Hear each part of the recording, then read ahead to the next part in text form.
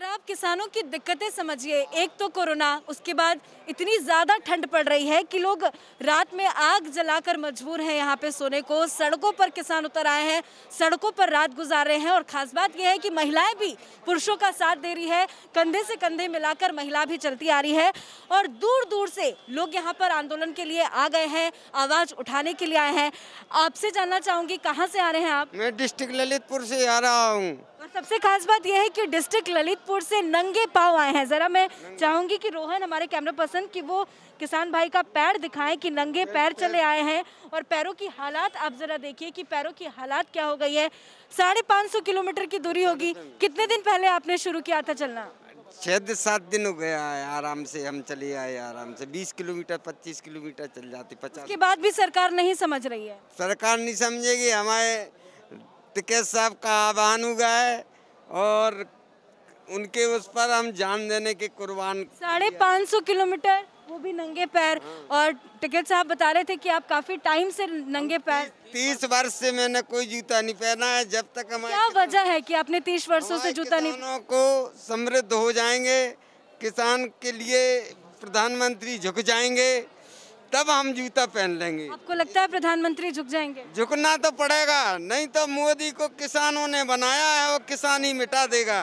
मोदी ये अपने आप को कुछ नहीं समझे। हम किसानों की बहुत बड़ी ताकत है, 80% है, 80%। मोदी जी तो यही कहते हैं कि किसानों की समस्याएं समझी जा रही हैं, कोई दिक्कत नहीं होगी आप सभी को। आप एक बार इसको समझिए तो सही। अरे समझने के क्या है, हमारी रेट फिक्स कर दो ना। आज तुम रिक्स पे इतने 3000 कर दिया। हमारे ललितपुर से किसान आएगा और यहाँ उनने 500 रुपया कुंटल लिया, तो यहाँ तो किसान जब गल्ला लेके आएगा वो 500 कुंटल बेच के जाएगा। आप फिक्स रेट करो। फिक्स रेट नहीं करोगे तो हमारा किसान बर्बाद हो जाएगा।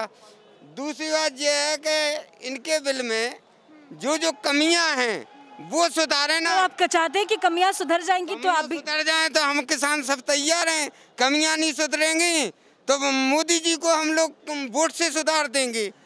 हमारा एक ही काम है कि या तो हमारी कमियां सुधारिए आप, नहीं तो मोदी को आप वोट से सुधार के सबक सिखाएं। सुधार देंगे। हाँ बिल्कुल। पर मोदी जी तो कहते हैं कि बीजेपी की सरकार किसानों के लिए काफी कुछ कर रही है।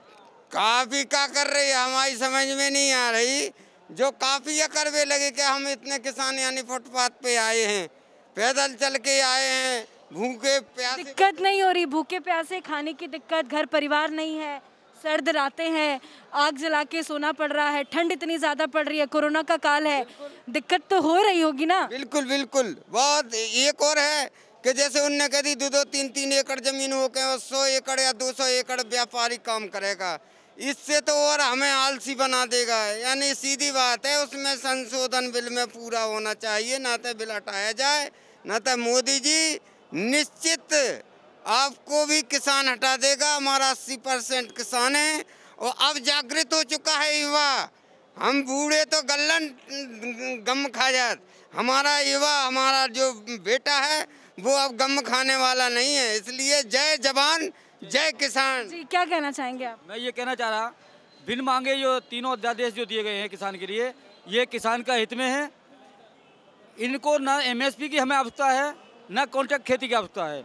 छोटे किसान हैं, छोटे किसानों को गुलामी कराने का मौका ना दिया जाए, ये भारतीय किसानों की मांग है।